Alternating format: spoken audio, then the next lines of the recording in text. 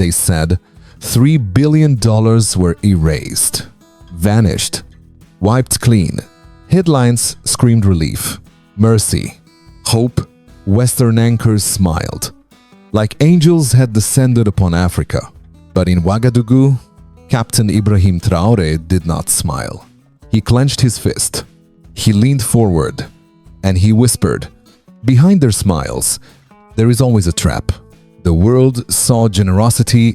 He saw calculation. The IMF called it debt relief. But the contracts told another story. Gold pledged, oil mortgaged, uranium marked.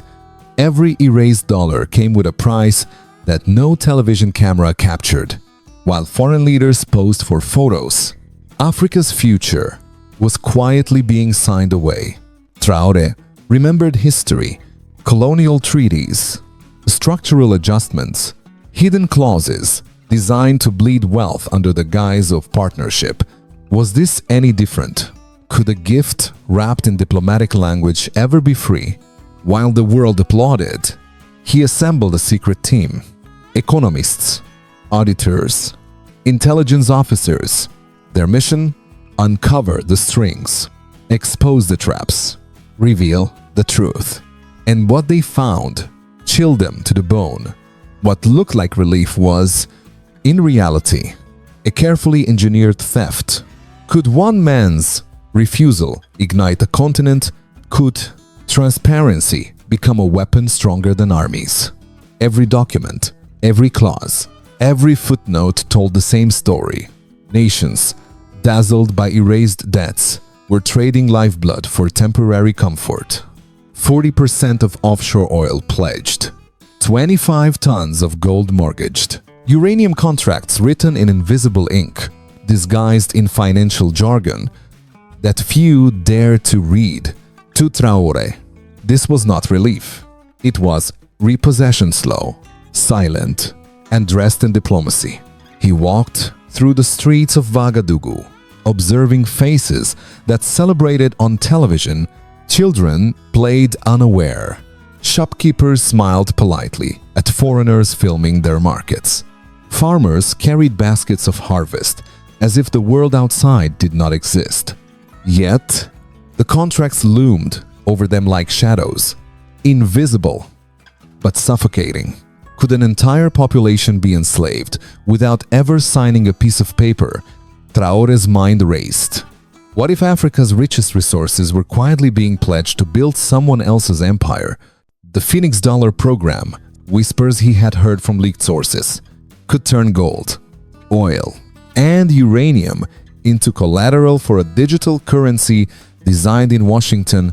Every barrel of oil exported, every ounce of gold mined, every gram of uranium shipped could feed the ambitions of a foreign empire, and the people would not even know until it was too late. He gathered his team that night. They spread maps across the table, overlaying contracts with geological surveys. Offshore accounts glimmered like hidden mines. Numbers leapt off spreadsheets, screaming theft in plain sight. Yet, he remained calm. Outrage without direction was useless. Knowledge had to reach the people. The truth had to be seen, understood, and felt. If the world believed the relief came in erased numbers, they were blind. If African leaders saw no danger, history would repeat itself. But Traoré refused to repeat the mistakes of the past. He would shine a light into every dark corner of these agreements, every hidden clause, every calculated trap. His mission was clear: dignity above dollars, sovereignty above smiles, transparency above theater. The night grew long. By dawn, the city still slept, but Ouagadougou had already changed. Somewhere between the whispered warnings of the night and the first light hitting the rooftops, the seeds of defiance were planted. Traoré's eyes burned with resolve.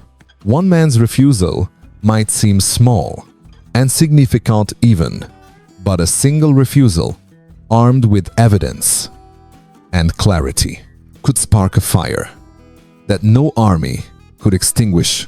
And then came the question that haunted him more than any contract. If the truth were revealed, If citizens could see the scale of manipulation, would they rise? Could transparency become a weapon stronger than armies, stronger than sanctions, stronger than the invisible chains that bound the continent for centuries? The world applauded generosity. Traoré clenched his fist. In silence, he vowed Africa would not trade its soul for paper promises. The contracts, the smiles, the cameras, all of it would be exposed. And in that revelation lay the first spark of a storm that no headline, no press release, no denial could ever contain. The stage was set, the players were in motion, and one question lingered in the air, heavier than any debt. Could a continent, long told it was powerless, finally reclaim its voice? The morning sun cut across Ouagadougou in sharp beams, but Traoré's office remained dim. Maps and charts covered the walls, inked lines, crisscrossing like veins of a living continent. He ran his fingers along the edges of the oldest documents, treaties signed decades ago, agreements written in languages few still read. Colonial powers had promised protection, prosperity, partnership. What they delivered was extraction, control, and debt disguised as generosity. History, Traoré thought, had a cruel memory, and Africa had lived it too often. He recalled the stories from his father, whispered in the flickering light of a kerosene lamp, villages stripped of gold, families displaced, promises made by men in faraway offices who would never face the consequences. Remember, Ibrahim, his father had said, they will smile, they will offer gifts, but always, there is a price. Those words had etched themselves into Traoré's very bones. They were not cautionary tales. They were instructions, warnings written in the currency of survival. The weight of that legacy pressed upon him. Now, heavier than any briefcase of contracts, he thought of the billions erased by the IMF, the televised celebrations, the polished speeches. To the world, Africa's debts had vanished. To him, the continent's soul was quietly being mortgaged. He had seen this pattern before.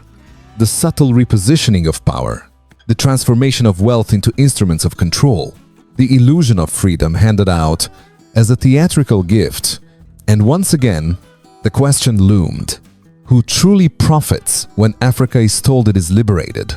Traoré stood and walked to the window, overlooking the dusty streets, where life continued, unaware of the invisible chains. Children chased makeshift balls of fabric. Shopkeepers argued over the price of millet. Farmers loaded baskets with sorghum, sweat glinting on their foreheads, all oblivious to the clauses hidden in foreign contracts, clauses that could strip entire communities of resources without a single shot fired. Could an entire nation be trapped in silence, unarmed against financial imperialism? He turned back to the documents spread across his desk. Each line was a lesson, a reflection of centuries-old patterns. Gold, uranium, oil, they were not mere commodities, but the backbone of foreign agendas. And yet, here was Africa, smiling for the cameras, applauding the relief as if it were manna from heaven. Traoré clenched his fist, jaw tight. No, not this time. The room darkened as storm clouds gathered over the city, a mirror to the storm forming in his mind. Traoré summoned his closest advisors, economists who understood the intricate dance of global finance, auditors who could follow the money through offshore havens, intelligence officers who could read the hidden language of contracts. Together, they would trace the invisible lines, uncover the hidden strings, expose what the world pretended not to see. Their task was unprecedented, dangerous, and necessary. Late into the night, Traoré pored over comparisons between historic colonial agreements and the new relief contracts. Patterns emerged like a sinister melody, familiar yet repulsive. Conditional repayments tied to resources, clauses that could double liabilities if global prices fluctuated unfavorably, commitments framed as innovation but disguised as surrender. It was meticulous, cold, and calculated. The world celebrated while Africa's wealth quietly bled into foreign hands, yet Traoré felt a flicker of hope, the kind born only when clarity pierces the fog of deception. The past had taught him vigilance. The present offered tools, and if leveraged correctly, the people could see the truth and rise with him. Could knowledge itself become a shield, a weapon, a declaration of sovereignty? That was the gamble he was willing to take. Hours passed. Exhaustion weighed on him, but his resolve never wavered. He imagined standing before the nation, documents in hand, revealing the mechanisms of plunder to farmers, teachers, traders. Every citizen who had been told to trust and to wait, if they saw the numbers, if they understood the calculus of exploitation, could they reclaim the future? Could transparency spark the courage needed for a continent to finally say no? Traoré's eyes settled on the old treaties once more, now illuminated by the soft glow of a desk lamp. They were reminders that history was never accidental. Every gift, every promise carried a shadow, and shadows, he knew, could be exposed. As the city slept outside, a plan formed in his mind, a strategy of revelation, of disclosure, of empowerment. If the world wished to bind Africa with numbers and clauses, he would answer with clarity, evidence, and collective understanding. But even as he mapped out every step, one question gnawed at him relentlessly. If he revealed the truth, if he dared to lift the veil of secrecy, would the people rise or falter? Could the spark of one man's defiance ignite a blaze strong enough to challenge centuries of extraction? The silence of Ouagadougou pressed in. But Traoré's heart beat with certainty. One truth was clear. The time for hesitation had ended. And in that clarity, a storm began to gather. A storm that would not be contained by borders, contracts, or the polite smiles of the world. Could one man's courage, armed with evidence, ignite a continent that had long been silenced? The sun rose higher over Ouagadougou, burning away the morning mist, revealing streets alive with motion. Traoré stood atop a small hill overlooking the city, eyes tracing the horizon, where Sahel plains stretched into the distance. Beneath that soil, Africa's wealth slept, mountains of gold, veins of uranium, and untapped oil reserves whispered stories of potential and peril. These were not mere numbers on a balance sheet. They were the lifeblood of the continent, the invisible stakes in a game too few understood. Maps sprawled across his office, now glowed under soft lamplight, dotted with annotations, color-coded charts, and handwritten notes. Offshore accounts, trade routes, mining concessions, all converged into a web so intricate it seemed impossible to unravel. But to Traoré, every line, every coordinate, every note was a story of extraction disguised as development. He remembered walking through the mines as a young officer, the clatter of picks against rock echoing the heartbeat of communities long exploited. Miners' hands were calloused, eyes weary, yet alive with resilience. The land beneath them held billions of dollars worth of gold, yet the riches seldom stayed. Oil flowed beneath deserts and rivers. Uranium lay hidden under arid plains. And still, Africa's people remained shackled by agreements written in faraway offices. "We have seen this before," he murmured, tracing the veins on the map. "We have always been asked to give more than we receive." The IMF's recent relief agreements had promised salvation, but the details told another story. Resource-backed clauses transformed opportunity into obligation, erasure into mortgage. Gold reserves, oil revenues, and uranium deposits, all potential tools for growth, were suddenly instruments of leverage in someone else's hands. To the outside world, it was debt forgiveness. To Traoré, it was the quiet reinforcement of centuries-old patterns, the continent's wealth flowing outward, sovereignty quietly eroded. He summoned his team again, the room filled with economists, auditors, and intelligence analysts, hummed with tension. Charts were spread, spreadsheets projected onto walls, contracts dissected line by line. Traoré's finger hovered over a highlighted section, 40% of offshore oil revenues pledged for the next decade.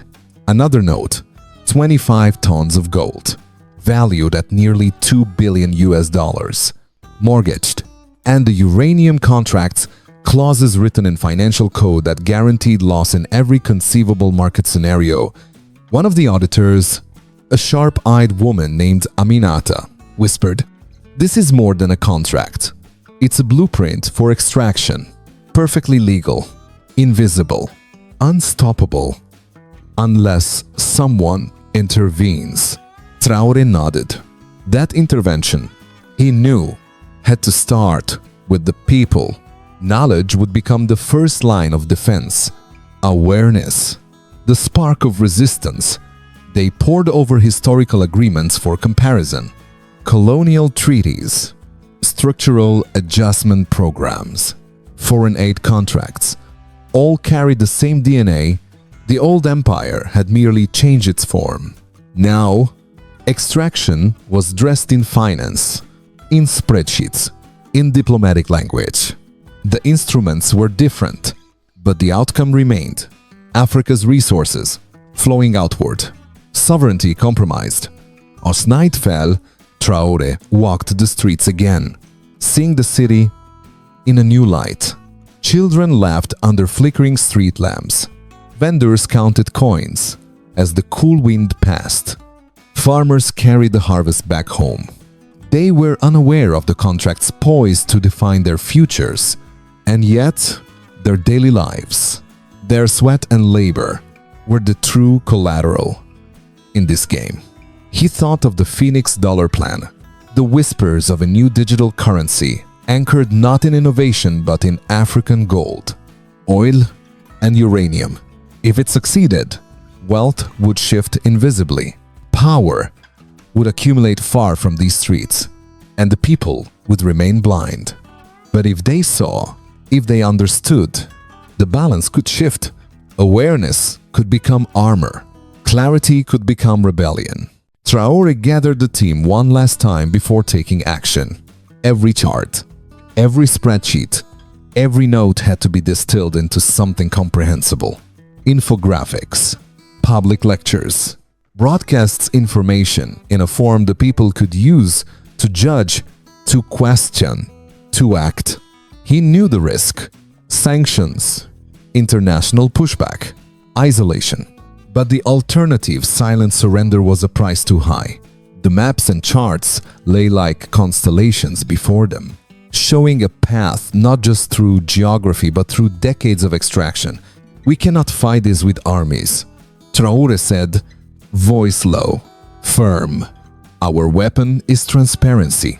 Our shield is the people, and our victory, if it comes, will be written not in contracts, but in understanding." As the night deepened, the weight of the task pressed upon him. Could Africa, for the first time, recognize its true leverage? Could the people see the value of what lay beneath their feet and refuse to surrender it once again? The stakes were staggering. Billions in assets, decades of production, and the very dignity of a continent rested on awareness. If the people saw the scale of exploitation, would they rise? And could one revelation spark the defiance needed to reclaim a continent's sovereignty? The cameras smiled. Anchors from Washington, Paris, and London beamed, praising the IMF's generosity, relief for Africa. They proclaimed. Headlines splashed across screens, each letter a promise, each frame a carefully staged portrait of salvation. But in Ouagadougou, Traoré saw a different picture entirely. Beneath the polished smiles and measured tones lurked intentions sharp as knives. What looked like generosity was negotiation written in blood and gold, and the world applauded what they did not understand. Traoré gathered his closest advisors, the room thick with tension. Analysts from the West had praised the agreements, calling them innovative solutions to long-standing debt, but these solutions were traps. Resource-backed debt was not philanthropy. It was leverage, cloaked in the language of aid. Gold pledged, oil mortgaged, uranium encumbered. Every contract signed elsewhere carried invisible chains, quietly binding nations to obligations that would last decades. He recalled a conversation with a European diplomat months ago. Polite words, subtle threats, the promise of development in exchange for compliance. Traoré had listened carefully, noting every hesitation, every glance that lingered too long. The smiles were rehearsed, the courtesy insincere. "They will never tell you outright," he murmured to Aminata, the lead auditor. "They will smile, shake your hand, and in the fine print, they will write the truth for you to discover too late." Meanwhile, foreign embassies buzzed with anticipation. Washington and Brussels believed the agreements would pacify African nations. Paris expected cooperation. But Traoré had a plan. He would not allow appearances to dictate reality. He would not sign away his nation's future. Not for fleeting applause. Not for contracts framed in technical language. Instead, he began coordinating discreetly with other leaders who shared his suspicion, those who had seen the pattern too many times before. As night fell, Traoré's team analyzed the contracts line by line. Each clause was a lesson in subtle coercion. Oil revenue pledges were structured so that price fluctuations disproportionately benefited foreign creditors. Gold reserves mortgaged at fixed undervalued rates guaranteed profits to the buyers, not the nation.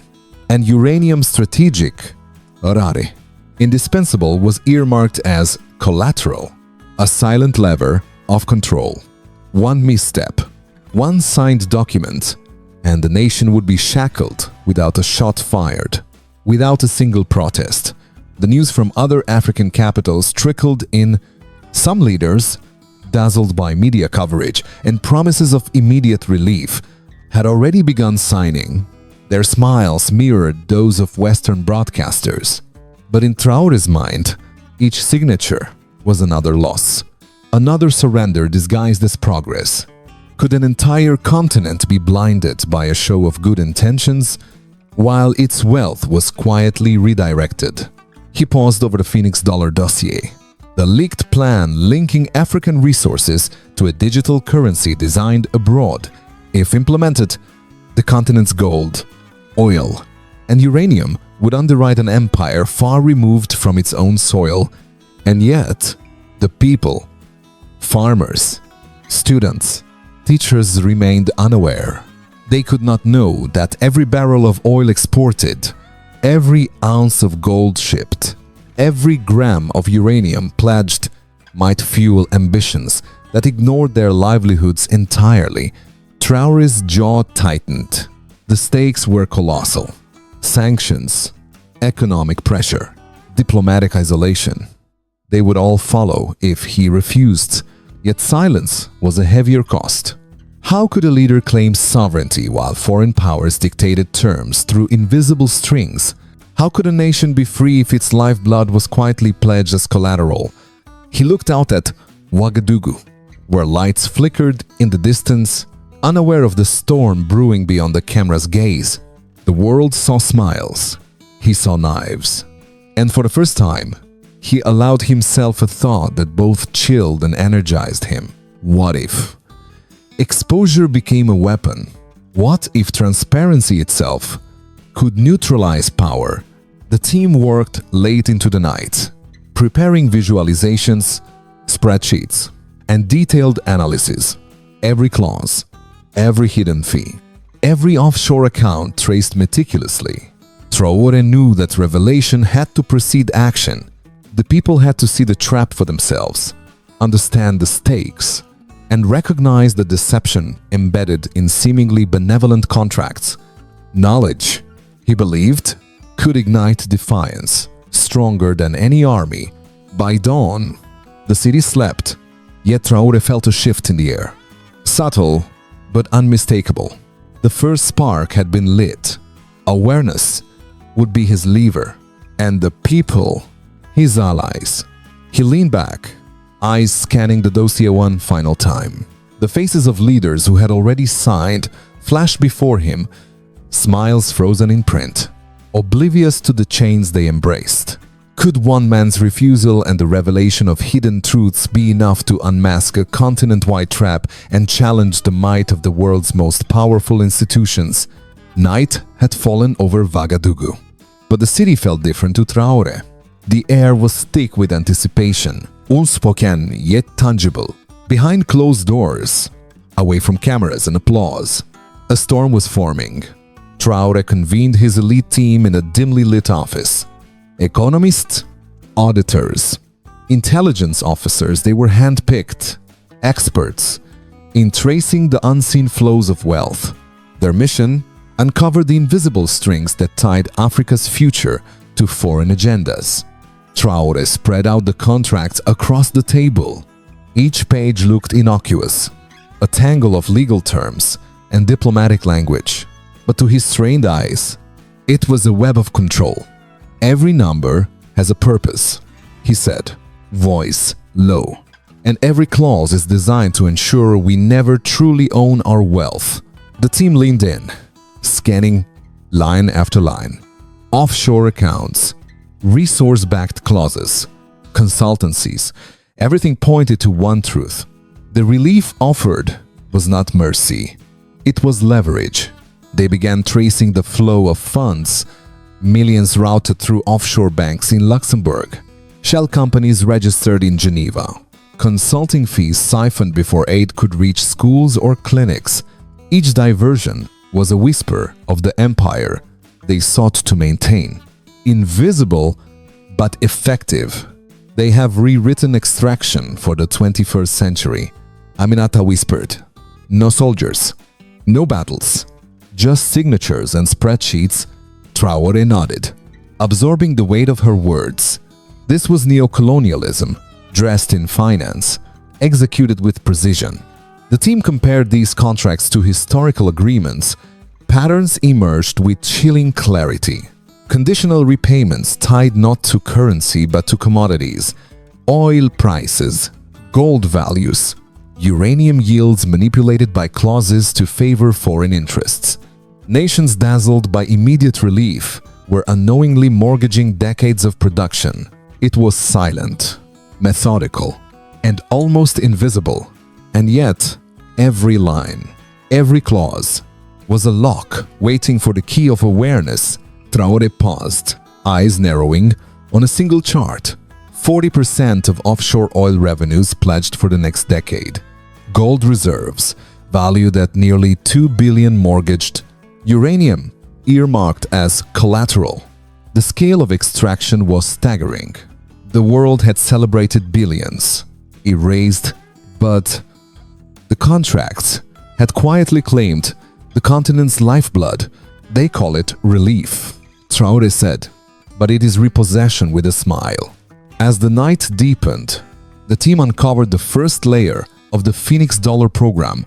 Documents hinted at a new digital currency anchored not in innovation, but in African resources, gold, oil, uranium, repackaged as collateral to stabilize a foreign empire. Traoré's jaw tightened. Every clause they found added weight to the moral imperative. This could not remain hidden. If implemented, Africa would be financing a system beyond its control, invisible, yet absolute. The auditors worked tirelessly, tracing funds, mapping flows, and visualizing the empire in numbers. Each discovery was a blow, a revelation of control disguised as partnership. Every offshore account, every consultative fee, Every undervalued contract added to a picture that was as horrifying as it was elegant in its precision.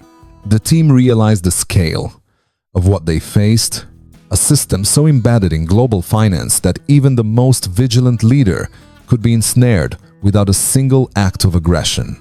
Traoré's voice cut through the room. We cannot let appearances dictate our reality. This ends with knowledge. We make the people see what we see. They must understand the trap, the strings, the logic. Transparency becomes our weapon. Awareness, our shield. The team nodded. Every visualization, every chart, every explanation was being prepared for the citizens. If the world wanted to hide exploitation in spreadsheets, they would illuminate it in classrooms, markets, and homes. Outside, the city slept, unaware of the calculations, the hidden flows, the invisible strings. But Traoré's mind raced. If awareness could ignite defiance, if clarity could mobilize citizens, then the balance of power might finally shift. The IMF and foreign powers relied on ignorance, removed that, and their leverage evaporated. The night wore on. Every contract traced, every offshore account identified, every clause decoded it all, painted a single, terrifying truth. Africa was being asked to give more than it knew, to surrender more than it understood, and the world celebrated what Traoré recognized as theft. Could the revelation of these invisible strings expose the true nature of relief and galvanize a continent to resist the most sophisticated form of modern exploitation? The room was quiet, except for the soft hum of computers and the scratch of pens against paper. Traoré and his team had spent days dissecting contracts, tracing offshore accounts, and mapping every clause that connected African resources to foreign hands. And what they uncovered was unmistakable. Neo-colonialism had not disappeared. It had evolved. Gone were the flags, the armies, and the overt proclamations of control. In their place stood financial instruments, digital currencies, and contracts crafted with precision. Africa's wealth, the very foundation of its future, Brain was quietly being leveraged to support systems beyond its control. Gold, oil, uranium, once symbols of sovereignty, had become collateral in a game orchestrated thousands of miles away. Traoré leaned over the table, pointing to a chart illustrating projected losses. "This isn't development," he said, voice low but firm. "It's extraction disguised as progress. Every clause, every conditional repayment, every undervalued asset designed to strip us slowly, silently, systematically." The team nodded. The weight of the revelation pressing heavily in the room, they compared current agreements with historical colonial contracts. The patterns were identical. Then and now, Africa's riches had been the target, cloaked under the language of partnership and relief. Only the instruments had changed. Today, signatures replaced soldiers, spreadsheets replaced proclamations, digital contracts replaced treaties. The logic remained: extract, control, profit. Aminata, the lead auditor, highlighted the Phoenix dollar clauses. "It's worse than we imagined. African gold, oil, and uranium backing a foreign digital currency. They can manipulate the value, determine the price, and enforce repayment at will. Our resources would finance an empire without us ever seeing a cent of benefit." Traoré's jaw tightened. The modern empire was invisible, insidious, yet ruthlessly effective. The team moved on to compare national commitments. One country pledged 40% of offshore oil for a decade. Another mortgaged gold reserves valued at nearly $2 billion. Uranium contracts included clauses that automatically increased liabilities if market prices fluctuated. Each nation's sovereignty was quietly eroded with every signature. Traoré felt a cold certainty settle in his chest. If left unchecked, Africa's resources would be repurposed to serve foreign interests, while the continent itself remained shackled. Yet, he also saw an opportunity. Unlike colonial armies, this system relied on ignorance. If the people could see the contracts, understand the clauses, grasp the scale of the extraction, the leverage would shift. Awareness, transparency, education. These could become weapons stronger than any traditional army. Traoré's plan began to take shape. Reveal the hidden terms. Arm citizens with knowledge and turn the very instruments of control into tools for resistance. He imagined streets filled with informed communities, university lectures, dissecting contracts, infographics displayed in marketplaces, and citizens debating the implications line by line. Knowledge would no longer be a privilege of elites or foreign powers, it would be the shield of the people. The auditors worked tirelessly, translating complex clauses into understandable formats, tracing every penny, barrel, and ounce to its ultimate impact on daily life. The implications were staggering. If even a handful of African nations refused to comply, the financial foundations of the Phoenix dollar and other resource-backed programs could crumble, markets would tremble, futures would spike, and the illusion of relief would be exposed for what it truly was. A mechanism of control. Traoré knew that his defiance carried immense risk. Sanctions, isolation, even destabilization campaigns could follow. Yet, the cost of inaction, silent surrender was far greater. By dawn, the office was littered with charts, papers, and exhausted minds. The team had traced every invisible string they could find, mapped every clause that undermined sovereignty, and documented every hidden fee. The patterns were clear. The modern empire did not need armies. It only needed signatures, secrecy, and complicity. Traoré leaned back in his chair, eyes on the horizon. Ouagadougou slept, unaware of the storm building quietly. He understood the stakes.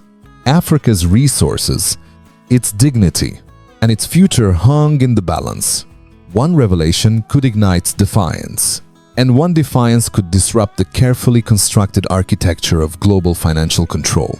Could exposing this new form of neocolonialism, silent, sophisticated, and insidious, ignite a movement strong enough to reclaim Africa's sovereignty before the chains became irreversible? The first hints came as whispers in the corridors of Ouagadougou. A leaked dossier, stamped and confidential, outlined a plan that made even seasoned auditors pause.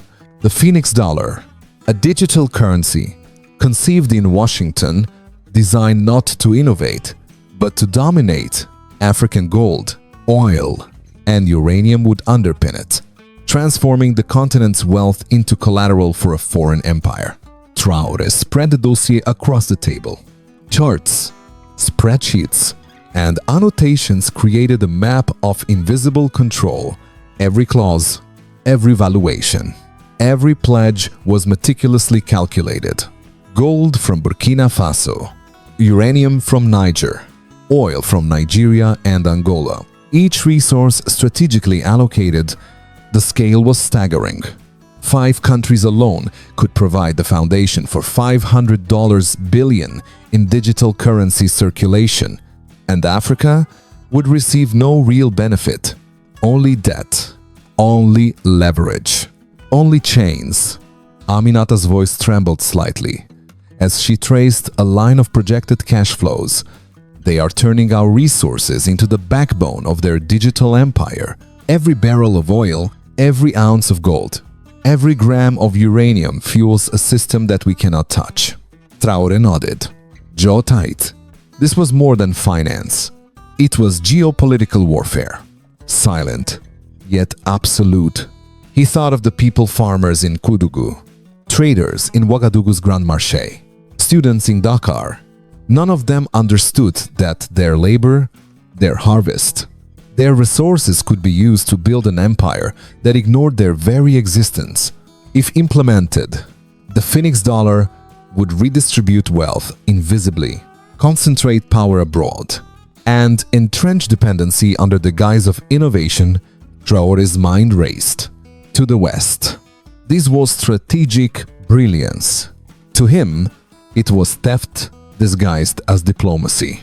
The mechanisms were elegant, almost invisible. Collateral clauses, undervalued asset transfers, automatic adjustments linked to global commodity prices. It was extraction refined, perfected for the digital age. And the people, as always, would be unaware unless someone showed them the truth. He called his team together late into the night. Every clause, every calculation, every offshore transfer had to be mapped and visualized. Infographics, public briefings, simplified charts, everything translated into a language citizens could grasp. Transparency would become the weapon of choice. Knowledge, the armor against a centuries-old pattern of exploitation. Meanwhile, foreign embassies buzzed with anticipation. Washington expected compliance. Brussels assumed cooperation. Wall Street analysts calculated profits and risk with clinical detachment, yet Traoré saw a vulnerability invisible to them. The assumption of ignorance removed that. He realized, and the system could be destabilized. Awareness could ignite defiance. Clarity could spark rebellion. As he worked, reports arrived from other African capitals. Some nations had already begun signing, dazzled by the promise of debt relief. Others hesitated, sensing risk, but unsure of the scale. Traoré's task became twofold: expose the mechanics and create urgency. If the contracts remained hidden, the Phoenix dollar would succeed. If exposed, the illusion could crumble. He imagined a broadcast, the dossier laid bare on screens across Burkina Faso. Farmers, students, and traders would see the true cost of relief. Their gold pledged at discounted rates, their oil mortgaged below market prices, their uranium earmarked for a foreign currency they could not access. Could a single revelation shift the balance of power? Could awareness itself become a weapon stronger than armies, sanctions, or diplomacy? The night grew long. Yet, energy coursed through the team. Each discovery reinforced the urgency. They traced fees siphoned through consulting firms, offshore accounts disguised as technical assistance, and clauses designed to exploit fluctuations in global markets. Every detail added weight to the truth. Africa was being asked to finance a foreign empire. While being told it was receiving generosity, Traoré paused, staring at the dossier, feeling the gravity of what lay before him. The Phoenix dollar was more than finance. It was a test of sovereignty, a challenge to the continent's ability to recognize and resist modern exploitation. Could exposure galvanize citizens into action? Could a single man's defiance spark a movement strong enough to reclaim control over Africa's own wealth? If the Phoenix dollar became public knowledge, would citizens rise and refuse to become collateral in a foreign empire? Or would ignorance allow the chain to tighten further? Morning light spilled over Ouagadougou, casting long shadows across the streets. Traoré's office was alive with charts, spreadsheets, and projections. The tangible evidence of what had so far been invisible to the world. Every number told a story. And in these numbers lay the truth that no headline dared to capture. The team worked feverishly. Aminata traced the flow of pledged resources, 40% of offshore oil revenues from one nation, 25 tons of gold from another, uranium earmarked in staggering quantities across multiple countries. Every calculation revealed the silent cost of what had been labeled debt relief. The numbers didn't lie.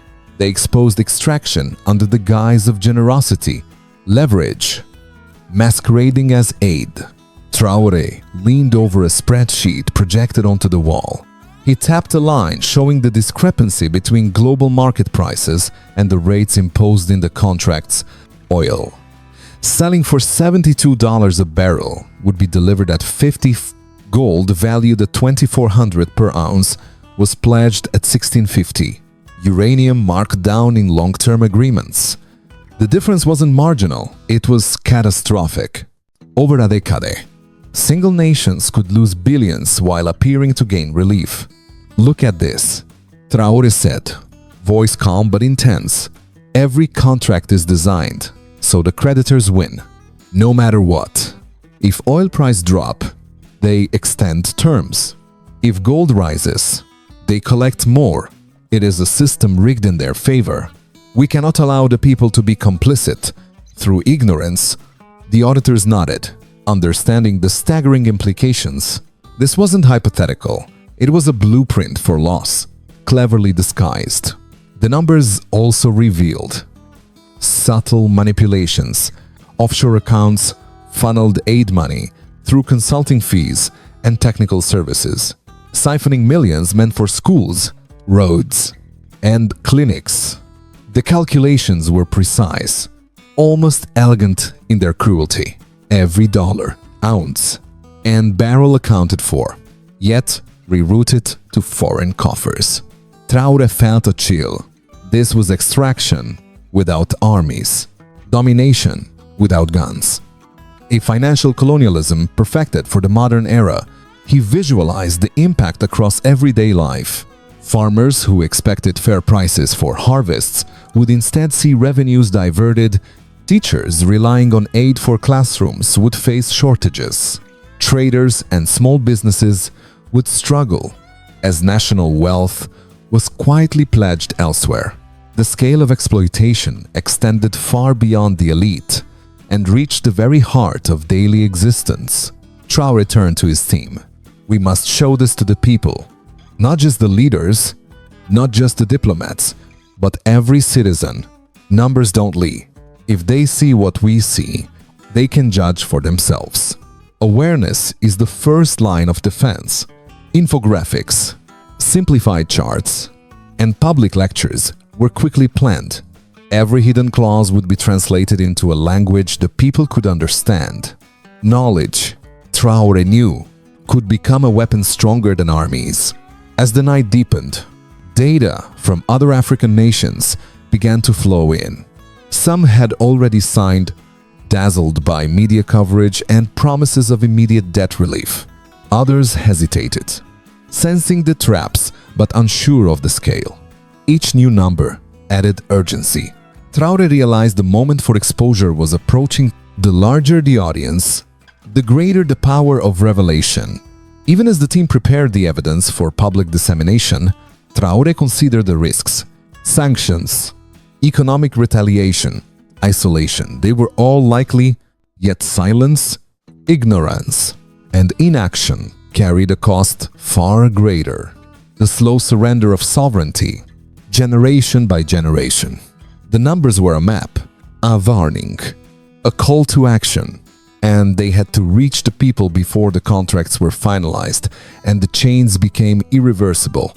He imagined citizens in classrooms, markets, and villages reading the spreadsheets, questioning, debating, refusing to comply with invisible exploitation. This was more than financial transparency. It was empowerment. The citizens themselves could become the ultimate shield, neutralizing decades of subtle domination.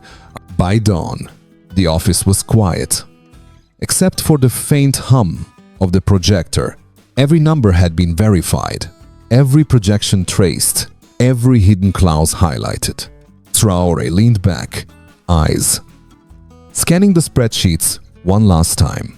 The evidence was undeniable. Africa's wealth had been poised to serve foreign ambitions, yet clarity offered a path to resistance.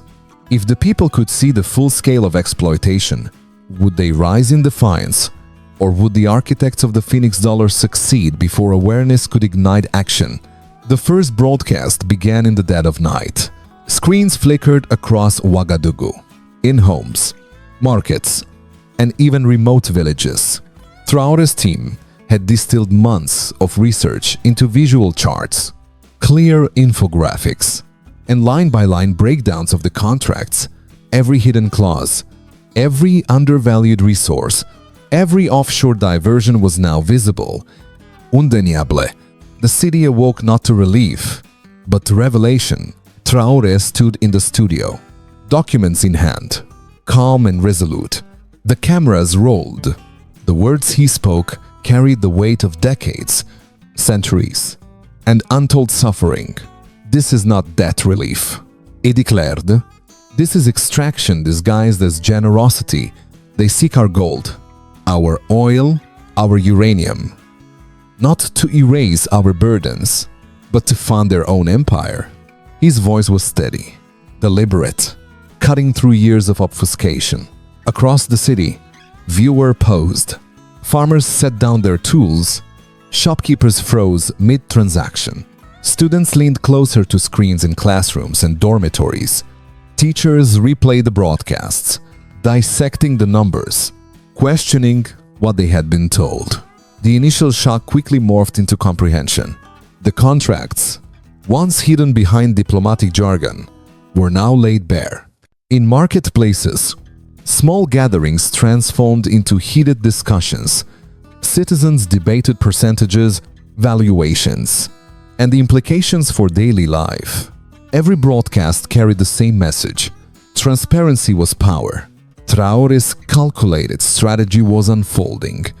Perfectly awareness became resistance, and resistance became collective determination. Messages and clips spread faster than any official release. Smartphones carried the visual evidence across cities and rural areas alike. WhatsApp groups exploded with discussions. Students in Dakar projected infographics onto university walls. Traders in Ouagadougou's Grand Marché compared the so-called relief to market realities, calculating personal and national losses. Each person who saw the evidence became a part of the growing movement. The Phoenix Dollar Plan, previously abstract, now had faces and names attached to its implications. Citizens could see their resources, their labor, and their future being pledged to foreign agendas. Shock turned into anger. Anger turned into action. People began questioning their leaders. Why sign without public consent? Why allow foreign control to masquerade as aid? Traoré's broadcasts inspired others. Village councils, local cooperatives, and labor unions began organizing discussions, translating complex contracts into terms everyone could understand. Songs mocking the so-called generosity appeared in streets. Murals sprang up showing Africa breaking free from golden chains. And symbolic acts, empty rice bowls, gold-painted rocks, became visual protests. Awareness had sparked cultural resistance. Meanwhile, the foreign powers watched nervously. Press releases and statements could no longer control the narrative. Africa's citizens had read the contracts themselves. Their comprehension was real, immediate, and irreversible. Traoré had weaponized transparency. No longer could headlines, speeches, or diplomatic platitudes dictate perception. Numbers, evidence, and clarity now spoke louder than the world's polished rhetoric. Yet, even as the city and country mobilized, Traoré knew this was only the beginning. Awareness alone was insufficient. The momentum had to grow before the architects of the Phoenix dollar could adapt. The opposition would attempt to discredit, intimidate, or co-opt the movement. But the seed was planted. Citizens had seen the truth with their own eyes. Night fell. Ouagadougou remained restless. Gatherings multiplied. Discussions continued late into the evening. The broadcasts had ignited something larger than a single city, larger than a single nation. For the first time, the continent witnessed the possibility that knowledge and collective action could challenge the strongest structures of global finance. Traoré leaned back after the final broadcast, exhausted but resolute. The storm had begun, subtle but unstoppable. He understood that his defiance had inspired a continent, but also that danger loomed. Sanctions, political pressure, even attempts a destabilization would come. The fight was just beginning. Could the public revelation of hidden contracts turn awareness into action, sparking a movement strong enough to resist the most sophisticated form of modern exploitation? Or would foreign powers strike back before Africa could unite? The broadcast had barely ended when the first reports arrived from neighboring capitals. Bamako, Niamey, and even parts of Lagos were live with discussion, outrage, and planning. Traoré's revelation had sparked a chain reaction across the Sahel. Citizens, once passive observers of distant decisions, were now scrutinizing contracts, percentages, and clauses. Awareness spread faster than any official press release could have hoped. In Bamako, university students projected the Phoenix dollar spreadsheets onto walls, debating the implications line by line. Professors guided discussions, translating technical clauses into tangible consequences for ordinary citizens. Farmers compared oil pledges to potential harvest losses, while miners examined gold pledges against local labor. Knowledge had moved from abstract numbers to personal stakes. In Niger, labor unions and cooperatives convened emergency assemblies. Planners and traders discussed the implications of pledged uranium and oil. Demonstrations began subtly with banners and placards reading, "Our resources, our future, better hungry and free than full in chains." Across the Sahel, ordinary citizens were questioning why agreements had been signed without public oversight, demanding accountability from leaders who had acquiesced too easily. Even remote villages felt the reverberations. Mobile phones, local radio, and word of mouth carried simplified charts and infographics explaining the Phoenix dollar. Awareness had become a unifying language. Farmers in dusty outposts could now calculate what they were losing per harvest.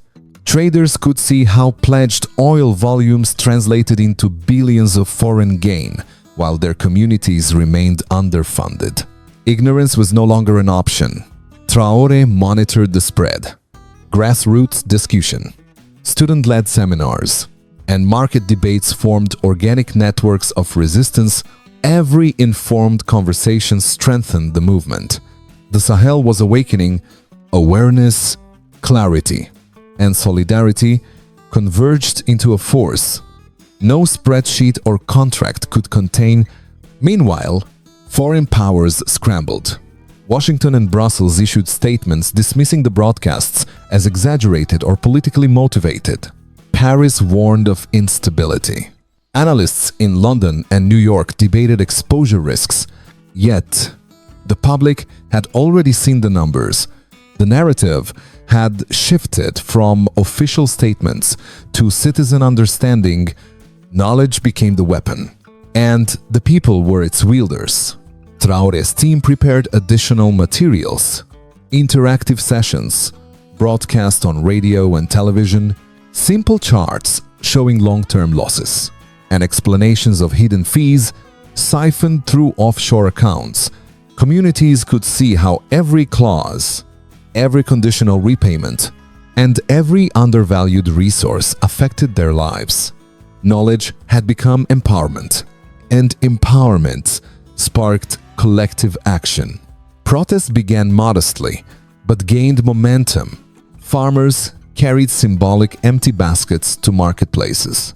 Students marched, chanting slogans that echoed in city squares. And musicians composed songs mocking the so-called generosity of debt relief.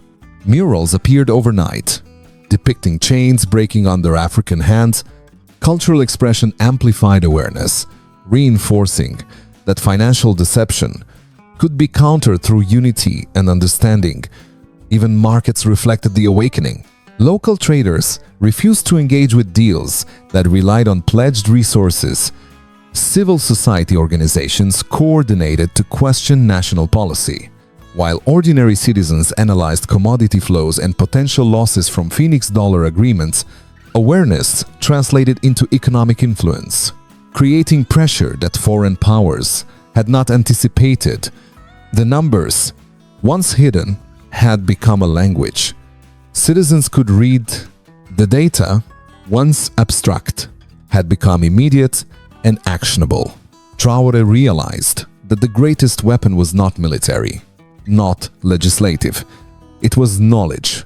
Citizens now had the power to resist extraction in ways that decades of diplomacy and diplomacy alone could not achieve. As night fell over the Sahel, discussions continued. Village meetings, university debates, and city hall gatherings became arenas for deliberation and planning. The spark had grown into a flame, stretching across borders, linking citizens in collective understanding. The Sahel was no longer passive. Could this momentum of informed citizens across the Sahel withstand the inevitable countermeasures from foreign powers, or would the architects of exploitation reassert control before unity could solidify? The morning news cycles erupted with fury. Western media had caught wind of Traoré's revelations, and the reaction was swift and coordinated.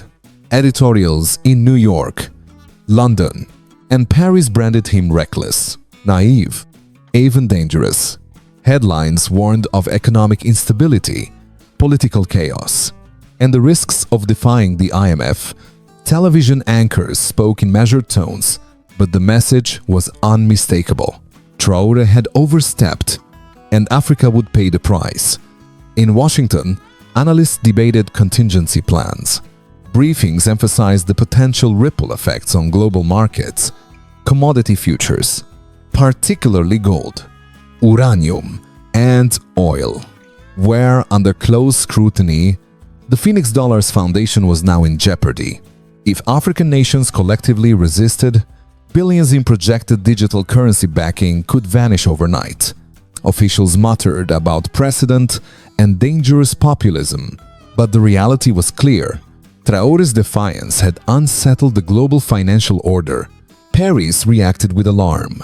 French networks labeled Traoré anti-Western, framing him as hostile to foreign investment.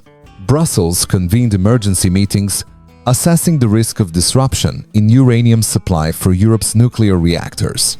Analysts calculated that even a partial withdrawal of African resources could add billions to household energy costs, destabilizing fragile economies already grappling with inflation and shortages. Despite the media barrage, inside Africa, Traoré's message gained traction. Citizens had seen the evidence firsthand. Social media exploded with hashtags challenging the narrative. Phoenix Dollar Trap, Our Resources, Our Future. Short clips of Traoré holding the contract circulated widely, accompanied by explanations of the hidden clauses and diverted funds. Memes mocked the idea of generosity tied to mortgaged wealth. Knowledge had created its own army. In Lagos, university debates dissected the contracts line by line. Students cross-referenced the clauses with market data. Teachers guided discussions on sovereignty and long-term economic independence. In Bamako, farmers' cooperatives issued statements rejecting any attempt to mortgage future harvests. In Niamey, labor unions held open forums, scrutinizing the implications of pledged uranium. Across the Sahel, ordinary citizens were analyzing the contracts with precision that rivaled the auditors themselves. Traoré's team monitored the global backlash closely. Paid commentators and opinion pieces attempted to frame his defiance as reckless, yet each new broadcast of evidence undermined their narrative. The public had seen the contracts. They understood the numbers. Attempts to discredit him were met with informed skepticism. Even foreign embassies admitted, behind closed doors, that the clarity of Traoré's evidence made counter-narratives difficult. The backlash escalated further. Threats of sanctions, economic restrictions, and diplomatic isolation were communicated through formal channels. Washington warned that non-compliance could jeopardize aid and trade relationships. Paris hinted at political consequences for regional partners who refused to follow suit. Brussels floated the possibility of stricter oversight on resource exports. The architects of global finance were flexing their muscles, but Africa had already glimpsed the chains. Traoré remained calm. He knew the foreign powers relied on fear and uncertainty. His strategy was not confrontation for confrontation's sake. It was exposure. Every threat, every smear, every editorial misrepresentation only strengthened the resolve of citizens who had seen the truth. Awareness had become defiance. Defiance had become collective action. And collective action was growing stronger every hour. Across the Sahel, the network of informed citizens continued to expand. Community meetings, radio broadcasts, and school forums reinforced the understanding that Africa's wealth was not to be leveraged without consent. Cultural expression amplified the message. Songs, murals, and street theater depicted chains breaking, visually narrating the story of silent exploitation turned public knowledge. Even as foreign powers mobilized their economic and media apparatus, the effect was paradoxical. The more they attempted to suppress the narrative, the more Africans engaged. The backlash, intended to intimidate, instead united citizens in their understanding of the stakes. Awareness had become the force multiplier that no sanctions or press campaign could counteract. Traoré observed quietly from Ouagadougou, calculating each step.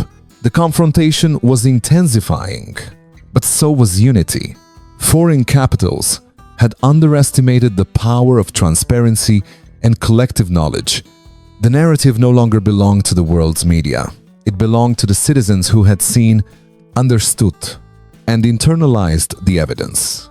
Could the growing defiance across Africa withstand the coordinated pressure of Western powers, or would sanctions, intimidation, and propaganda ultimately fracture the newly awakened unity before it could consolidate?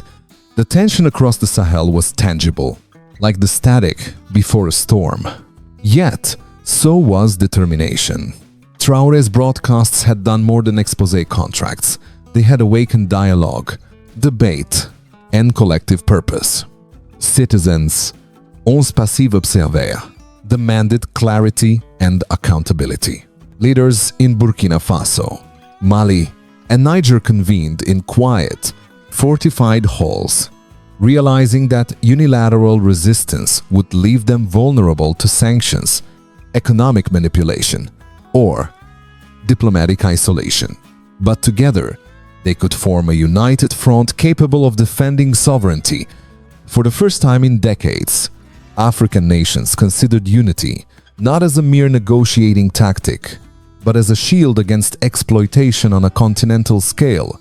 In Bamako, ministers and senior officials gathered around tables cluttered with spreadsheets, contracts, and visual projections.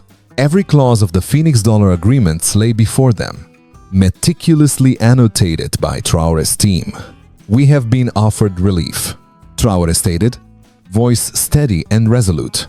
"But what they call generosity is designed to control us. Alone, we are vulnerable. Together, we are sovereign." The room was silent, pens hovering, heads nodding. These documents, once invisible, now represented chains threatening to bind generations. For the first time, leaders saw the consequences clearly, side by side, not in isolation. Across borders, counterparts in Niamey, Ouagadougou, and Bamako mirrored these deliberations. Real-time data sharing allowed projections and simulations to be compared. Could the Sahel Alliance refuse the contracts collectively? Could they negotiate as a single entity instead of fragmented individual nations? Every analysis revealed the stakes. Billions of dollars worth of resource-backed digital currency hinged on compliance, and collective refusal could destabilize the entire scheme. At the grassroots level, awareness spread like wildfire. Communities organized discussions, assessing the local impact of each contract clause. Farmers debated oil pledges and crop losses. Miners calculated the value of gold being pledged at discounted rates. Traders examined how uranium collateral could affect national energy security. In towns and villages, knowledge empowered citizens to challenge decisions previously accepted unquestioningly. Awareness was becoming a shield, education a weapon. Traoré's team devised a comprehensive strategy, coordinated public disclosures, diplomatic engagement, and contingency plans for economic retaliation. Every nation was briefed on potential sanctions, trade restrictions, and countermeasures, alternative strategies, including pooled reserves, regional gold funds, and blockchain-based trade systems, independent of Western finance, were analyzed and prepared. Every possible scenario was mapped, tested, and communicated to leaders and citizens alike. The plan was audacious, precise, and unprecedented. News of the alliance spread rapidly. In Ouagadougou, Bamako, Niamey, and beyond, citizens organized demonstrations. Informed by data rather than emotion, placards read, "Our resources, our choice. Better hungry and free than full in chains."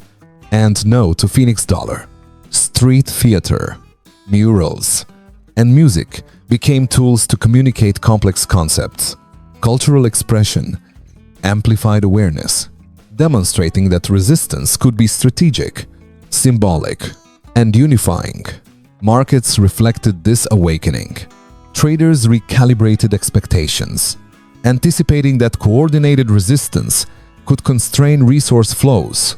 Commodity exchanges responded with cautious optimism. Foreign investors, assuming compliance and profit, were suddenly faced with uncertainty.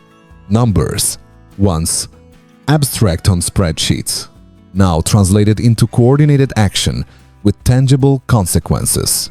Awareness and unity had become leverage as potent as any legal or diplomatic tool. Foreign powers scrambled. Washington, Brussels, and Paris issued warnings, threats, and revised proposals. Yet, the Sahel nations, informed and coordinated, resisted. Traoré's broadcasts and grassroots engagement had created a feedback loop. Citizens informed leaders, leaders coordinated regionally, and the region collectively challenged foreign leverage. The balance of power, previously assumed absolute, was now shifting. Traoré observed quietly. The Phoenix dollar, designed to consolidate control over African resources, faced a coalition. It had never anticipated. Assumptions of ignorance were shattered. Transparency, citizen engagement, and regional unity had combined into a force far stronger than foreign powers had accounted for. The continent was no longer fragmented nor compliant by default. Yet the stakes remained high. Economic retaliation, propaganda, and diplomatic pressure loomed. Any fracture in the coalition could be exploited. Any hesitation could be fatal. Every step required precision, courage, and trust. Traoré understood the delicate balance.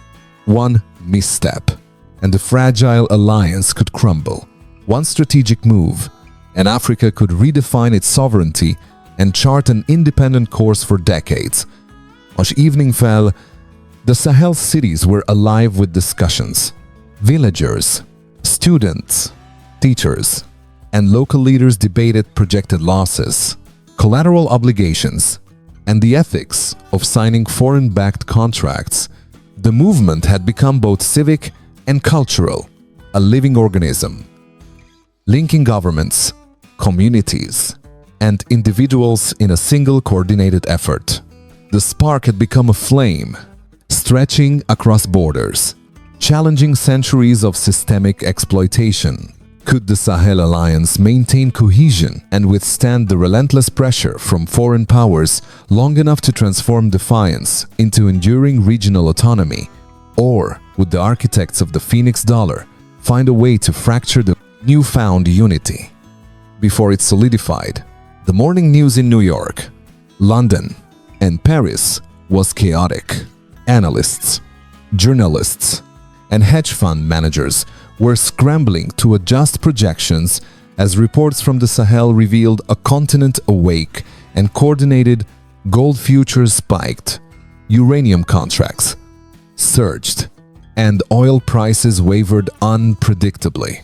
The Phoenix dollar's anticipated stability was now in jeopardy. A handful of African nations refusing to pledge resources was enough to send tremors through global markets worth billions. In financial districts, screens flashed real-time updates. Traders jostled for positions, calculating risk and contingency. Commodity brokers called clients in urgent tones, warning that supply chains from the Sahel could constrict. Analysts debated the implications if even a partial withdrawal occurred. European nuclear energy programs would be strained, oil markets destabilized, and digital currency backing compromised.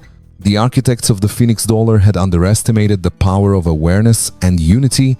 Across Africa, citizens were watching and discussing. Social media platforms exploded with hashtags Phoenix Dollar Trap, Our Resources, Our Future, Transparency is Power. Videos of Traoré holding contracts, pointing out clauses, and explaining financial manipulations circulated widely. Infographics and visual charts translated complex financial language into everyday understanding. Farmers, traders, teachers, and students engaged in discussions about the real costs of relief. The narrative was no longer controlled by foreign press. It was being defined by informed citizens. In Lagos, university students projected simplified spreadsheets onto classroom walls, debating implications line by line. Teachers guided discussions about resource sovereignty and national economics. In Ouagadougou's Grand Marché, traders recalculated commodity prices based on projected losses and pledged resources. Farmers in remote villages compared harvest outputs to offshore pledges of oil and uranium. Citizens were not just aware, they were active participants in evaluating their own futures. Meanwhile, Western media outlets attempted to regain control. Television anchors, op-eds, and paid commentators framed Traoré as reckless and destabilizing. Editorials warned that defiance would lead to economic collapse. France's media described the resistance as anti-investment, while Washington insisted the Phoenix dollar was a tool for stabilization. But each statement clashed with the clear evidence circulating in the Sahel. Citizens had seen the contracts, understood the numbers, and were refusing to be silenced. Traoré's team monitored the responses closely. Every public declaration, every social media post, every grassroots meeting was mapped and analyzed. The feedback loop was unprecedented. Awareness fueled action. Action reinforced discussion. And discussion created momentum that even the most sophisticated media campaigns could not counter. Knowledge, it seemed, had become an instrument of power. Financial repercussions were immediate. Gold prices in international markets surged as traders anticipated potential suspension of exports from Sahel nations. Uranium contracts for European nuclear energy projects began to spike, reflecting fears that coordinated resistance could threaten supply. Oil markets in London saw increased volatility, with risk premiums adjusted in real time. Even small shifts in African commodity exports had amplified effects globally, illustrating that the so-called relief was a delicate linchpin for broader financial systems. At the same time, citizens organized civic events to deepen understanding.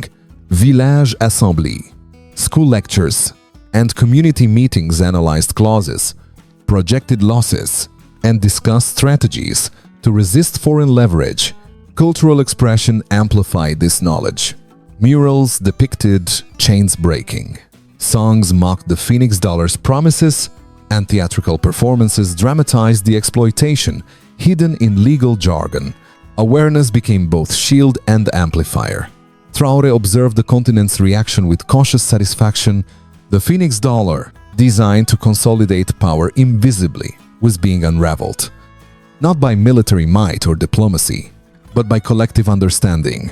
Citizens now wielded knowledge as a weapon. Their engagement had created pressure points in global finance that no sanctions, threats, or media spin could fully neutralize. Yet, the threat of retaliation loomed large. Sanctions, trade restrictions, and diplomatic maneuvers were likely to intensify. Foreign powers could attempt to fragment the alliance, exploit division, or destabilize key governments. Traoré knew the movement was still fragile. Cohesion, transparency, and continuous engagement would determine whether Africa's newfound leverage could be sustained across the Sahel. Unity persisted. Citizens and leaders continued coordinated action. From protests to strategic economic decisions, markets trembled, media narratives shifted, and foreign powers realized that simple intimidation would no longer suffice. Africa had transformed awareness into a force capable of challenging centuries of extraction. Yet the next moves by the global financial elite remained unpredictable. Could Africa sustain this unprecedented leverage against the architects of global finance?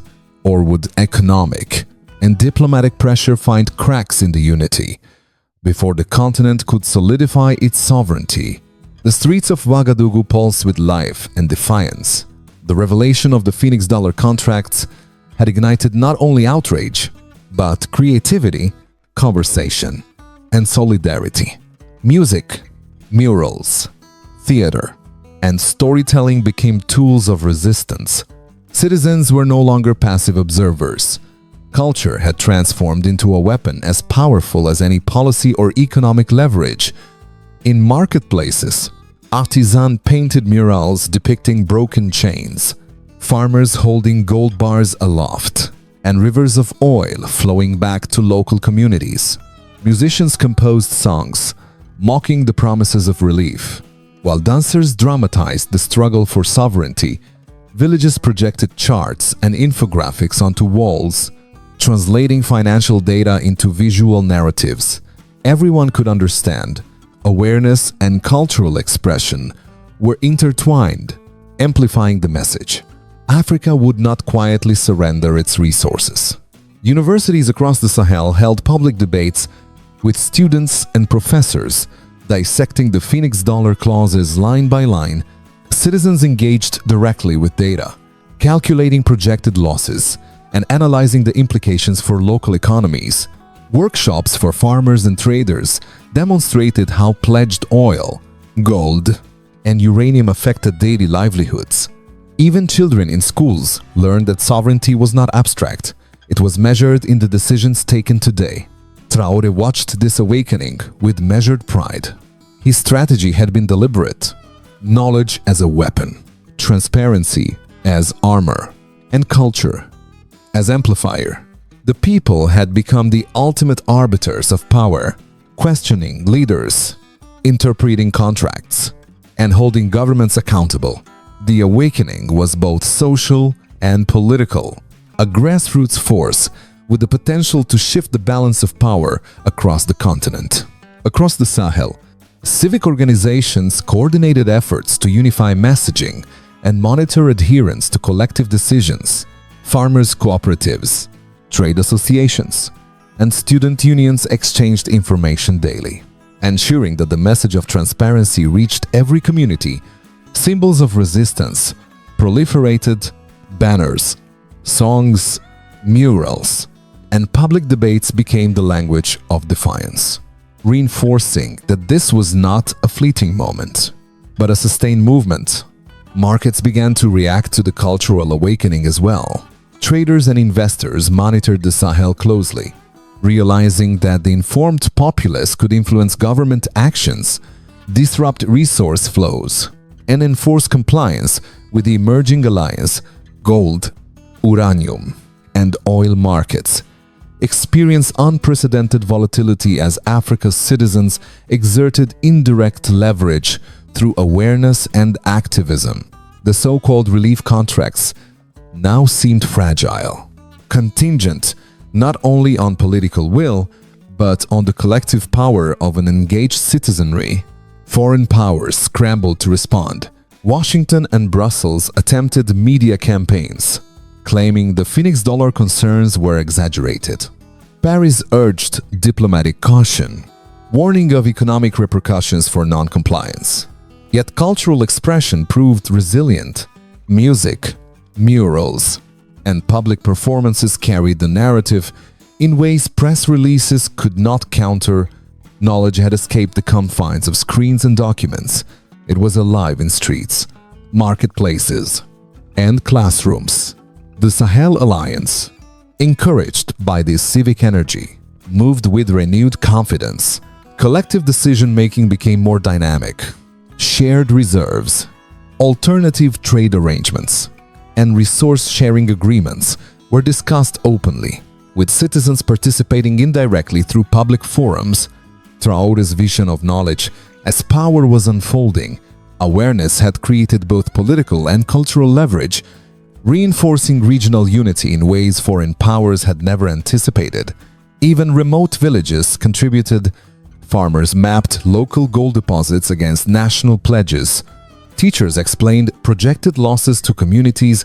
Traders organized local sessions to discuss oil production forecasts. Across the Sahel, knowledge became currency, understanding became influence, and culture became the amplifier that magnified both, yet the stakes were immense. Economic retaliation, sanctions, and foreign pressure remained threats. Any misstep could fracture the movement. Foreign powers would attempt to manipulate, divide, and intimidate. But the awakening had changed the rules of engagement. Citizens were informed, leaders coordinated, and culture reinforced awareness. The Phoenix dollar, designed to impose control invisibly, now faced a continent awake to every clause, every diversion, every manipulation. Traoré knew that this was the turning point. The step from cultural awakening to decisive political action was imminent. The groundwork had been laid.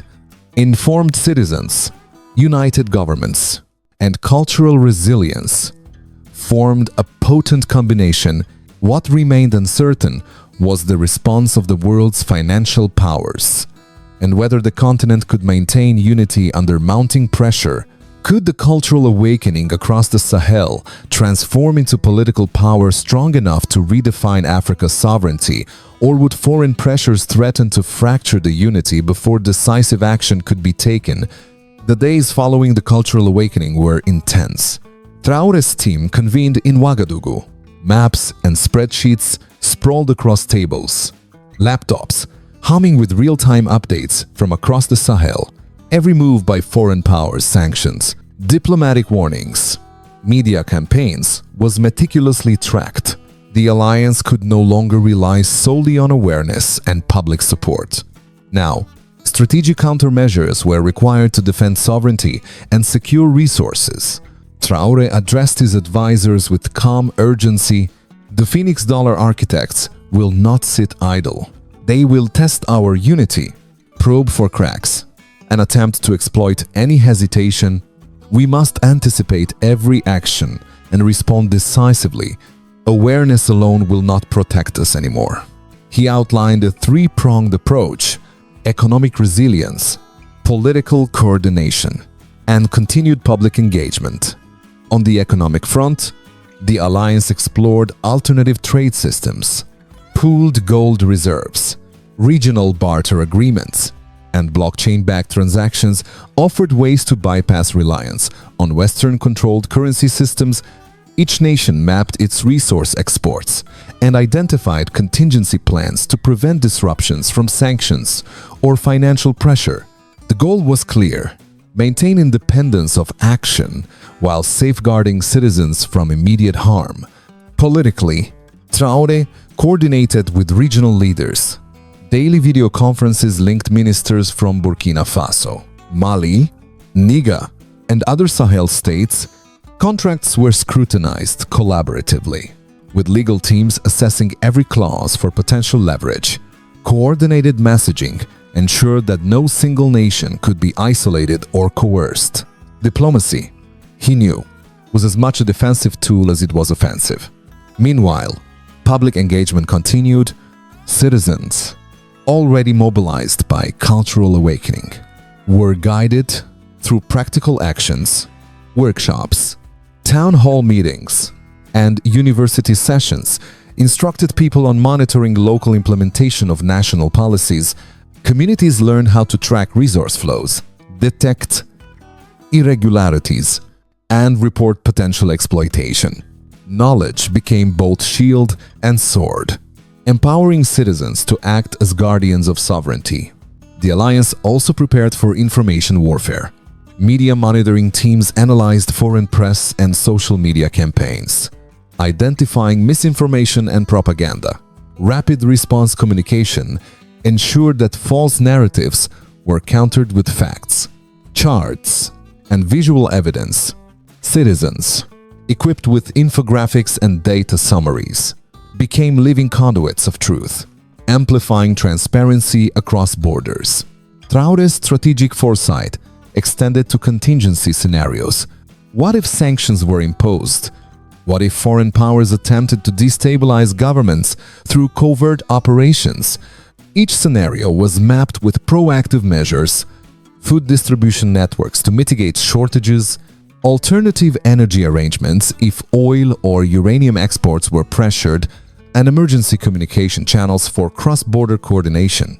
The alliance was building resilience, not just politically, but socially and economically, even in markets.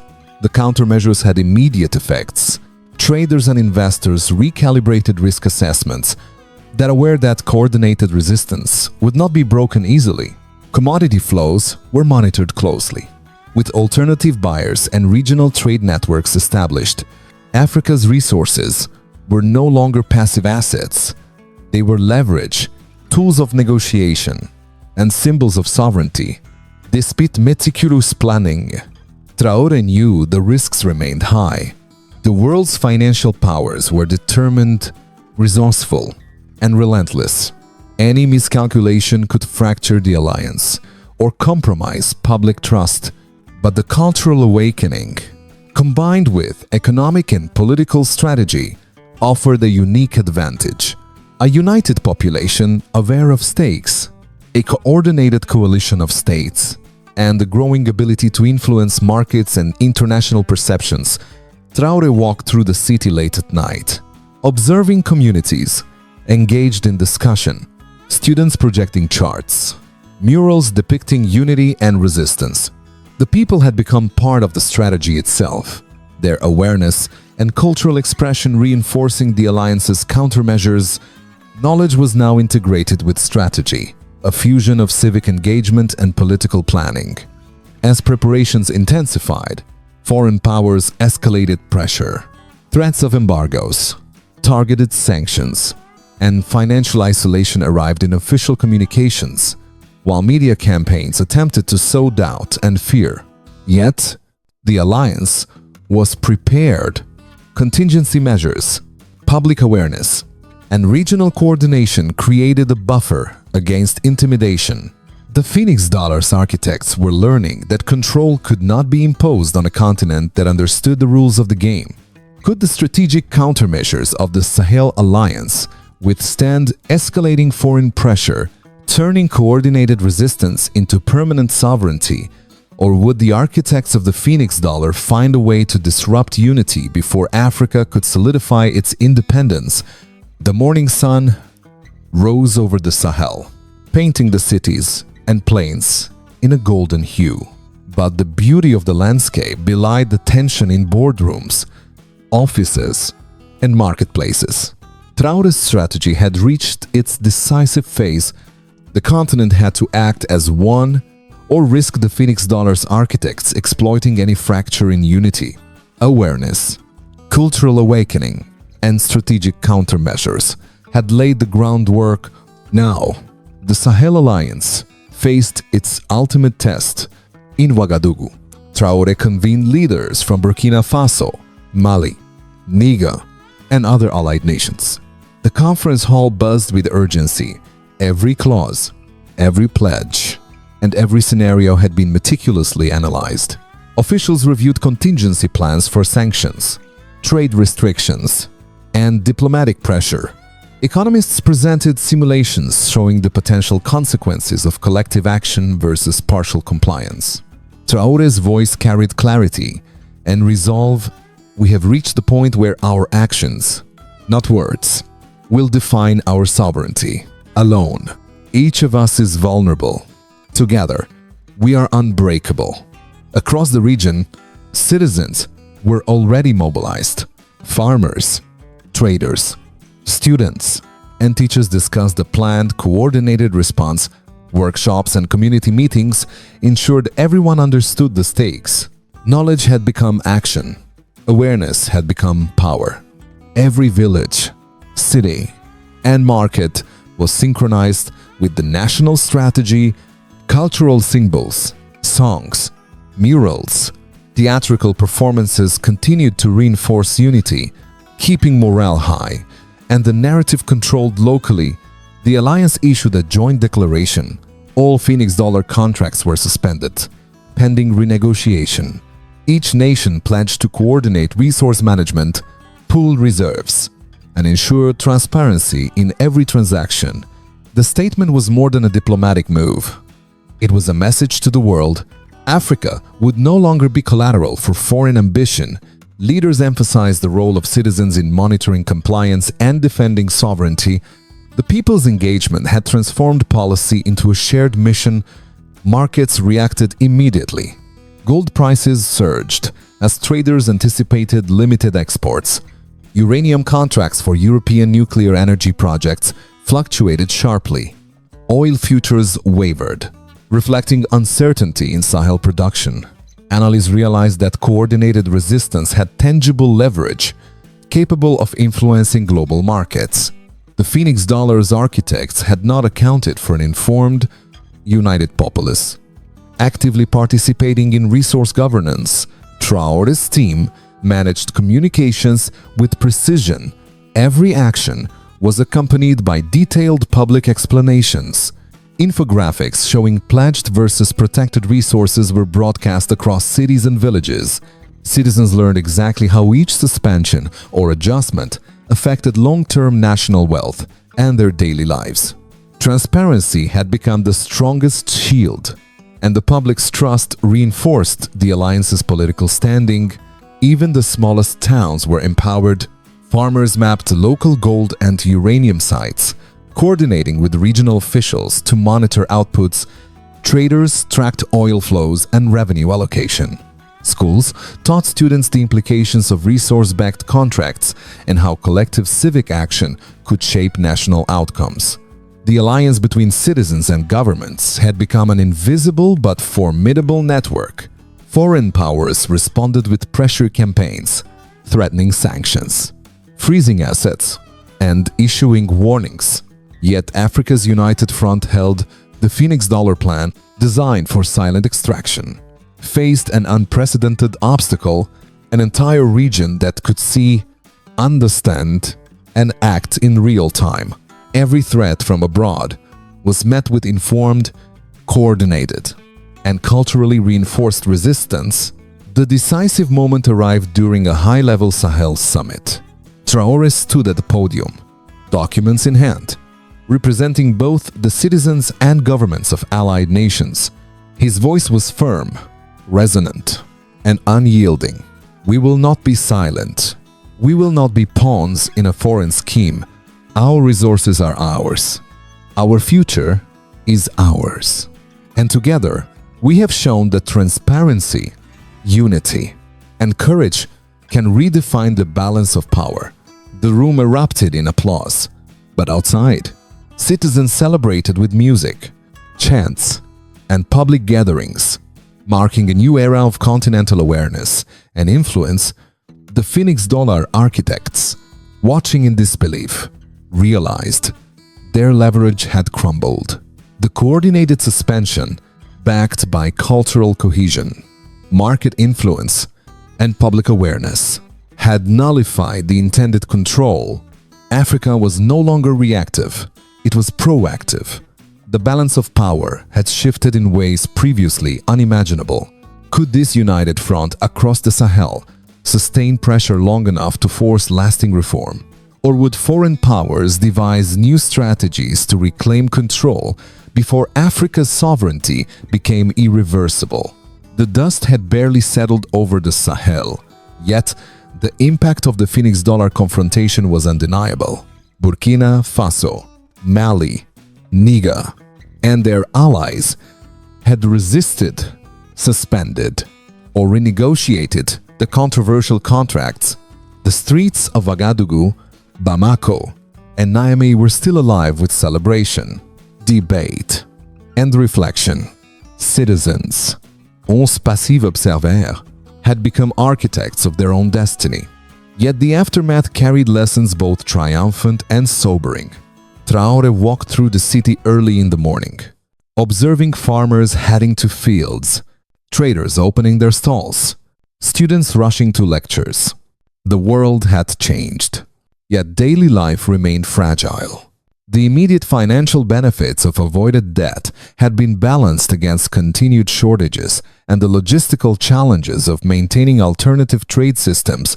The Phoenix Dollar plan had been halted, but the struggle to convert awareness into sustained prosperity had only begun. Economic analyses highlighted the delicate balancing act. Resource-backed debt had been avoided, but the suspension and renegotiation of contracts caused temporary market volatility. Gold and uranium prices had surged internationally, creating opportunities and risks alike. Oil exports faced logistical recalibration. Local economies adjusted to new trade patterns.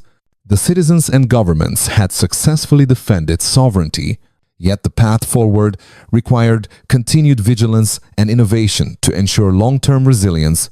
Politically, the Sahel Alliance emerged stronger. Regional coordination, joint oversight, and unified messaging had proven effective against external pressures. The Phoenix Dollar architects had underestimated the influence of an informed, engaged populace. The political lesson was clear. Unity amplified sovereignty. Individual states acting alone might have been coerced, but a coalition of informed nations could challenge even the most sophisticated strategies of global finance. Socially, the impact was profound. Citizens had participated directly in evaluating contracts, analyzing data, and contributing to policy decisions. Civic engagement had surged to unprecedented levels. Cultural expression songs, murals, theater had not only amplified awareness, but reinforced community cohesion. The awakening extended beyond governance. It reshaped social identity, instilled pride, and deepened understanding of resource sovereignty. Yet the confrontation had also exposed vulnerabilities. Alternative trade systems and resource-sharing agreements were still in development. Supply chains required constant monitoring. Legal loopholes in older agreements remained a potential risk. The Phoenix Dollar architects were regrouping, seeking new avenues of influence. The lessons were clear. Vigilance, adaptability, and continued education were critical to sustaining independence. Traoré convened his team for a comprehensive debrief. They reviewed successes, suspension of contracts, public mobilization, market influence, and cultural reinforcement. They also analyzed weaknesses, logistical challenges, potential cracks in regional unity, and vulnerabilities to economic retaliation. Strategies for the future included continued transparency campaigns, reinforcement of grassroots monitoring, and technical support for alternative trade mechanisms. The team recognized that the battle had not ended. It had merely shifted from exposure to consolidation. Across the Sahel, citizens continued to participate. Workshops in villages, schools, and urban centers trained individuals to interpret contracts, monitor government decisions, and understand global market dynamics. Civic engagement had become institutionalized, embedding vigilance into daily life. The movement had matured from reactive resistance to proactive stewardship of sovereignty. Internationally, the world had taken notice. Analysts, diplomats, and investors reevaluated assumptions about Africa's role in global finance. The collective defiance of the Sahel Alliance had demonstrated that resource sovereignty was enforceable through knowledge, unity, and civic engagement. Traditional mechanisms of coercion, media campaigns, sanctions, and threats were less effective against a continent that understood its own leverage. Traoré reflected on the journey. The triumph was not in wealth preserved alone, but in the demonstration of agency. Citizens had learned to question, leaders had learned to coordinate, and together they had shown that even a small coalition could challenge entrenched global powers. The lessons of vigilance, transparency, and cultural engagement were etched into daily life, forming the foundation for future resilience. Yet, caution Linge, the Phoenix dollar architects, had not vanished. New schemes, disguised in innovation or diplomacy, were inevitable. The challenge for the Sahel Alliance and its citizens would be ongoing, maintaining awareness, enduring cohesion, and applying the lessons learned to future encounters. Sovereignty was not a static victory, but a continuous responsibility. Could the Sahel Alliance and its citizens maintain this hard-won sovereignty in the face of future global financial maneuvers? Or would new strategies of influence threaten to reclaim control unless vigilance and unity became permanent traits of the continent? The sun rose over Ouagadougou with a quiet promise. The streets hummed with life, not in panic or protest, but in cautious optimism. Traoré walked through markets, observing farmers, arranging produce, traders negotiating deals, and students discussing contracts with their teachers. The confrontation with the Phoenix dollar architects had ended, for now, in a hard-won victory. Yet the journey of vigilance and unity was only beginning. The Sahel Alliance had emerged stronger. Burkina Faso, Mali, Niger, and their allies had demonstrated that sovereignty could be defended through coordination, transparency, and civic engagement. The suspension and renegotiation of resource-backed contracts had safeguarded billions of dollars worth of gold, uranium, and oil. More importantly, it had empowered citizens to actively participate in governance. Awareness had become a shield. Knowledge had become a sword. Markets, once volatile from uncertainty, began stabilizing under the new reality. Gold, uranium, and oil prices reflected the influence of collective decision-making. Foreign powers recalculated their approach, realizing that coercion could no longer be applied blindly. The Sahel had shown that coordinated unity, supported by public vigilance, could reshape global financial calculations. Sovereignty was no longer theoretical. It had been exercised. Cultural transformation continued to resonate. Murals, songs, and street theater remained vibrant, a living reminder of what awareness and unity could achieve. Citizens had internalized the lessons of the confrontation. Community gatherings and school programs reinforced understanding of contracts, resource management, and economic literacy. Knowledge had become institutionalized as part of civic life, ensuring that the next generation would inherit not just resources, but the ability to protect them. Traoré reflected on the broader lesson. True independence was measured not by loans forgiven or aid received, but by the courage to resist. When resistance was just, Africa's greatest resource was not beneath the ground.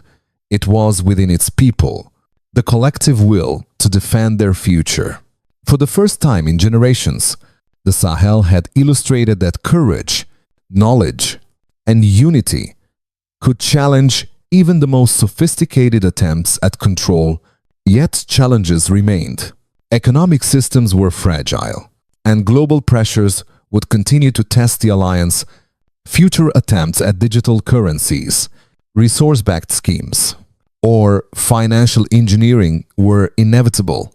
The task now was to maintain vigilance, reinforce coordination, and ensure that lessons learned translated into sustainable, institutional, and civic frameworks. Sovereignty, Traoré knew, was a continuous responsibility, not a one-time victory. Despite the uncertainty, I hope flourished. Citizens now understood the stakes, participated actively in governance, and demanded accountability. Leaders had learned to coordinate and prioritize the long-term welfare of their nations over short-term gains. The Sahel Alliance had become a model for regional solidarity, demonstrating that informed citizens and cooperative governments could reshape the dynamics of global power. Traoré addressed a gathering in Ouagadougou, the atmosphere charged with anticipation and pride. Today, we celebrate a victory not measured in wealth, but in dignity. We have proven that knowledge, transparency, and unity can defend our sovereignty. The road ahead will be challenging, but we now know that our greatest strength lies within our people. Let this be the beginning of a new era, where Africa defines its own destiny. The crowd erupted in applause, chants of solidarity echoing across the city. Across the continent, the message spread. Citizens, empowered by awareness and emboldened by collective action, began envisioning new frameworks for governance, economic independence, and resource management. The confrontation with the Phoenix Dollar architects had become a catalyst for long-term transformation. Africa's citizens had learned that vigilance, coordination, and cultural engagement were as critical to sovereignty as natural resources themselves. The story closed not with immediate wealth or relief, but with enduring resilience. The Phoenix Dollar had been challenged. The Sahel Alliance had demonstrated that a united, informed populace could confront even the most sophisticated forms of exploitation. The continent had reclaimed agency, and the lesson was clear. Freedom demanded courage, unity, and continuous vigilance. The future belongs to those who see, understand, and act. Share this story. Discuss it with your communities. Empower others to recognize their own leverage and defend their sovereignty. Knowledge is not just power, it is protection. Africa's destiny is written not in contracts signed abroad, but in the choices made by its people at home. If sovereignty is measured by the courage to refuse chains disguised as relief, then the Sahel has set a precedent for generations to come. The victory is not temporary. It is enduring, embedded in culture, civic engagement, and collective memory. And now, the question turns to every citizen. What lessons can your nation draw from this stand? How will you contribute to a future where dignity and independence are never negotiated away? If Africa can now resist exploitation on this scale, what future innovations, digital currencies, trade agreements, the global finance will the continent shape for itself rather than be shaped by others?